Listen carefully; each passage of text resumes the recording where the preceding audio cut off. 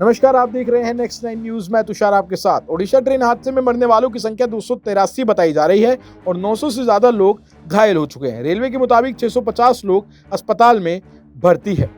देश के हर राज्य से इस हादसे को लेकर प्रतिक्रियाएं आ रही हैं और प्रधानमंत्री मोदी भी घटनास्थल का रुख कर चुके हैं। साथ ही ममता बनर्जी भी वहां पहुंची और भी कई बड़े नेता वहां पहुंचे थे। लेकिन अब इस हादसे से देश में हलचल मची हुई है और देश के लोग ये जानना चाहते हैं कि वहां ये सब हुआ कैसे और अभी वहां क्या चल रहा है। तो चलिए आपको सुनाते हैं IG operation NDRF Narendra Singh Bundela का वो इंटरव्यू, जिसमें वो इस हादसे के बारे में सारी बातें डिटेल में बता रहे हैं। इसी उसके साथ मिलकर एनडीआरएफ काम कर रही है और इसको होपफुली आज ख़त्म कर दिया जाएगा और जितने भी विक्टिम्स निकाले जा रहे हैं उनको नियरेस्ट हॉस्पिटल में भी डिस्ट्रिक्ट एडमिनिस्ट्रेशन शिफ्ट कर रही है। अभी तक कितने निकाले गए हैं सर और कितनी कैजुअलिटीज हैं? जो अभी फिगर आ रहा है 900 से ऊपर करीब इंजर्ड लोग हैं जो वहाँ से निकाले गए हैं। कैजुअलिटी का जो ऑफिशियल फिगर अभी दिया गया है लास्ट 238 है, जिसकी संभावना है कि बढ़ेगी और कंपाइल होने के बाद। सर, करंट सिचुएशन की बात करें तो रेस्क्यू ऑपरेशन कब तक कंप्लीट होने की उम्मीद है? अभी हमारी टीम है वहाँ पर, जो प्राइमरी असेसमेंट है, मोस्टली जो लिविंग पर्सन्स थे सबको निकाल लिया गया है। कुछ कोचेज हैं जो काफ़ी दब गए हैं तो उसको ट्रेन का भी वेट कर रहे हैं, तो उसको असेस करने के बाद हम क्लैरिटी दे पाएंगे कि बाकी में कोई और लिविंग जिंदा आदमी बचा है कि नहीं। उसके बाद फिर ऑपरेशन को वाइंड अप किया जा सकता है। कितने कोशिश अभी सर बचे हुए हैं जिसको आप लोग तलाशी कर रहे हैं या रेस्क्यू कर रहे हैं वहाँ पे? इसमें से 2-3 कोच मैक्सिमम हो सकता है, उससे ज़्यादा नहीं।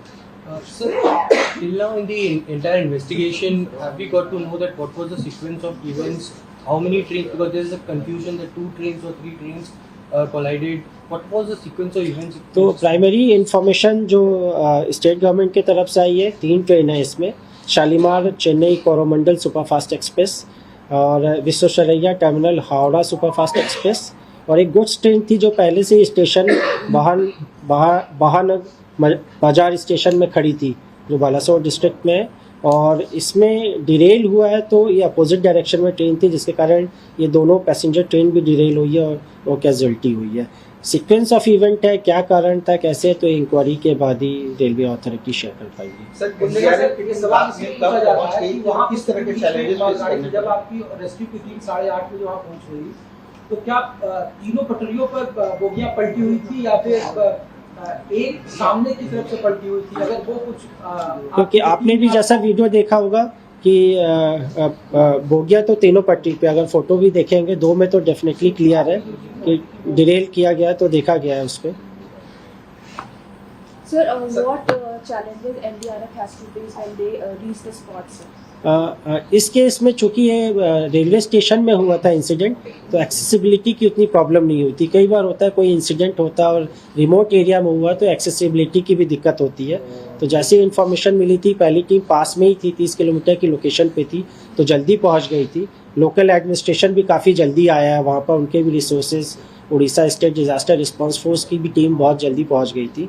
और फिर बाद में बाकी टीम जो बाहर से आई है, ऑब्वियसली ट्रैवलिंग टाइम जो लगा है उतनी थी। लेकिन जो मेन दिक्कत होती है इस तरह की में, चूँकि हैवी कंटेनर्स है, मेटेलिक बॉडीज़ है, तो इनको कट करके निकालने में जो मेहनत और स्ट्रेटजी बड़ी इंपॉर्टेंट है, क्योंकि सबसे पहले लाइव विक्टिम को निकालना इंपॉर्टेंट होता है, फिर सेकेंडरी डेड बॉडीज़ को आइडेंटिफाई करके निकालने की रिस्पॉन्सिबिलिटी रहती है। सर, कितनी टीमें स्टैंड बाई पे हैं, कितनी टीमें वहाँ पे हैं? तो जैसा कि मैंने बताया 9 टीम ऑलरेडी है वहाँ पर और वो काम कर रही है स्पॉट पर।